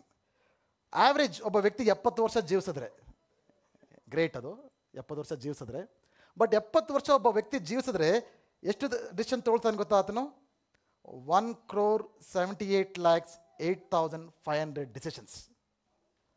ಓಕೆ, ಸೊ ನಾವು ಯಾರಾಗಿದ್ದೇವೆ, ಜೀವನದಲ್ಲಿ ಏನಾಗ್ತೇವೆ, ಯಾರಾಗಿದ್ದೇವೆ ಅನ್ನೋದು it's a some total of all this choices. The quality of your life is directly proportional to the quality of decisions that you take in your life. ನಿಮ್ಮ ಜೀವನ ಚೆನ್ನಾಗಿರಬೇಕಂದ್ರೆ ಯಾವುದ್ರ ಮೇಲೆ ಆಧಾರಗೊಂಡಿದೆ ಗೊತ್ತಾ? ಅದು ನೀವು ತೆಗೆದುಕೊಳ್ಳುವಂಥ ತೀರ್ಮಾನಗಳ ಮೇಲೆ. ಒಳ್ಳೆಯ ನಿರ್ಧಾರಗಳನ್ನು ತೆಗೆದುಕೊಂಡ್ರೆ ಜೀವನ ಒಳ್ಳೆಯದಾಗಿರುತ್ತೆ, ಕೆಟ್ಟ ನಿರ್ಧಾರಗಳನ್ನು ತೆಗೆದುಕೊಂಡ್ರೆ ಕೆಟ್ಟದಾಗಿರುತ್ತೆ. ನಮ್ಮ ಜೀವನದಲ್ಲಿ ದೊಡ್ಡ ತೀರ್ಮಾನ ತೆಗೆದುಕೊಂಡಿರ್ತೇವೆ, ಕೆಟ್ಟ ತೀರ್ಮಾನಗಳನ್ನು ತೆಗೆದುಕೊಂಡಿರ್ತೇವೆ. ಅದಕ್ಕೆ ಇವತ್ತು ಅನೇಕರು ಆರ್ ಲಿವಿಂಗ್ ಇನ್ ರಿಗ್ರೆಟ್ಸ್. ಆದರೆ ದೇವ್ರ ವಾಕ್ಯ ಹೇಳುತ್ತೆ, ಪವಿತ್ರಾತ್ಮನ will guide us to make right decisions. ಅನೇಕ ಸಾರಿ ಇವತ್ತು ನಮಗೆ ಏನೇ ಬೇಕು ಅಂದರೆ ಫಸ್ಟ್ ಎಲ್ಲಿ ಹೋಗ್ತೇವೆ ನಾವು? ಏನೋ ಪ್ರಶ್ನೆ ಬೇಕು, ಏನೋ ಆನ್ಸರ್ ಬೇಕು, ಎಲ್ಲಿ ಹೋಗ್ತೇವೆ ನಾವು? ಟೀಚರ್ಸ್ ಅಡ್ರೆಸ್ ಇದೆಯಲ್ಲ ಟೀಚರ್ಸ್ದು, ಗೂಗಲ್ಗೆ ಹೋಗ್ತೇವೆ. ಈಗ ಚಾಟ್ GPT ಏನೇ ಬೇಕಂದ್ರು ನಾವೇನಾಗ್ತೇವೆ, ಗೂಗಲ್ಗೆ ಹೋಗ್ತೇವೆ. ಎಲ್ಲ ಏನು ಡೇಟಾ ಬೇಕು, ಇನ್ಫಾರ್ಮೇಷನ್ ಬೇಕು, ಏನೋ ಒಂದು ಇಟ್ಸ್ ಓಕೆ, ಅಕಾಡೆಮಿಕ್ಸ್ ಪರ್ಪಸ್, ಬೇರೆ ಒಂದು ವಿಷಯಗಳಿಗೋಸ್ಕರ ಓಕೆ. ನಿಮ್ಮ ಜೀವನದಲ್ಲಿ ನೀವು ಆಗುವಂಥ ಕಷ್ಟಗಳಿಗೆ, ಪ್ರಶ್ನೆಗಳಿಗೆಲ್ಲ ಗೂಗಲ್ ಅಲ್ಲಿ ಆನ್ಸರ್ ಇದೆಯಾ? ಯಾವ ಕಾರ್ ತೊಗೋಬೇಕು, ಮೊಬೈಲ್ ತೊಗೋಬೇಕು, ಏನೋ ತೊಗೋಬೇಕಂದ್ರೆ ರಿವ್ಯೂಸ್ ನೋಡ್ತೀರಾ, ಕಂಪೇರ್ ಮಾಡ್ತೀರಾ, ಓಕೆ. ನೀವು ಯಾರು ಮದುವೆ ಆಗಬೇಕಂತ ಗೂಗಲ್ ಕೇಳ್ತೀರಾ? ಗೂಗಲ್ ಆನ್ಸರ್ ಕೊಡುತ್ತಾ? ಬಟ್ ಈ ಜನ್ರೇಷನಲ್ಲಿ ಪ್ರತಿಯೊಬ್ಬರು ಕೂಡ ಗೂಗಲ್, ಚಾಟ್ GPT ಆ ಒಂದು ಇದಕ್ಕೆ ಹೋಗಿದ್ದಾರೆ ಹೊರತು ಅದಕ್ಕಿಂತ ಎಲ್ಲವನ್ನು ತಿಳಿದಿರ್ತಕ್ಕಂಥ ಪವಿತ್ರಾತ್ಮನನ್ನು ದೇವರು ನಮಗೆ ಕೊಟ್ಟಿದ್ದಾರೆ. ಪ್ರಿಯರೇ, ಇನ್ನು ಪವಿತ್ರಾತ್ಮ ನಮ್ಮ ಜೀವನದಲ್ಲಿ ಅನೇಕವಾದ ಕಾರ್ಯಗಳನ್ನು ಮಾಡುವ ಆತನಾಗಿದ್ದಾನೆ. ಬಟ್ ನನಗೆ ಯಾಕೋ ಈ 3 ವಿಷಯಗಳನ್ನ ನಿಮ್ಮ ಮುಂದೆ ಸಂಬೋಧಿಸಬೇಕೆಂಬುದಾಗಿ ಪವಿತ್ರಾತ್ಮನ ಹೃದಯದಲ್ಲಿ ಹಾಕಿದರು. ಮೊದಲನೇದು, ಪವಿತ್ರಾತ್ಮನು ನಮ್ಮ ಜೊತೆ ಇರೋದಾದರೆ ನಾವು ಏಕಾಂಗಿಯಾದ ವ್ಯಕ್ತಿಗಳಲ್ಲ. We are not lonely, no matter who you are, where you are. ನಾವು ಏಕಾಂಗಿಯಾದ ವ್ಯಕ್ತಿಗಳಲ್ಲ. ಪವಿತ್ರಾತ್ಮ ನಮ್ಮ ಜೊತೆ ಇದ್ದಾನೆ. ಮನುಷ್ಯರು ಕೊಡಲಾಗದ ಪ್ರೀತಿಯನ್ನು, ಮನುಷ್ಯರು ಕೊಡಲಾಗದ ಆ ಬಾಂಧವ್ಯವನ್ನು ಪವಿತ್ರಾತ್ಮ ನಮಗೆ ಕೊಡುವಾತನಾಗಿದ್ದಾನೆ. ಹಲ್ಲೆಲೂಯಾ. ಇನ್ನು ಪವಿತ್ರಾತ್ಮ ನಮ್ಮ ಮೇಲೆ ಬರುವಾಗ ಆತ ನಮಗೆ ಶಕ್ತಿಯನ್ನು ಕೊಡುವಾತನಾಗಿದ್ದಾನೆ. ಪವಿತ್ರಾತ್ಮ ನಮ್ಮಲ್ಲಿ ಇರುವಾಗ ಪ್ರತಿದಿನ ಪವಿತ್ರಾತ್ಮನ ಕೇಳಿ. ನೀವು ತೆಗೆದುಕೊಳ್ಬೇಕಂತ ನಿರ್ಧಾರಗಳು ನಾವು ಪವಿತ್ರಾತ್ಮನ ಕೇಳಿ. ಆತ ನಮಗೆ ಇಡುವಾತನಾಗಿದ್ದಾನೆ. ಎಲ್ಲ ಕೂಡ ನಿಂತ್ಕೊಳ್ಳೋಣ.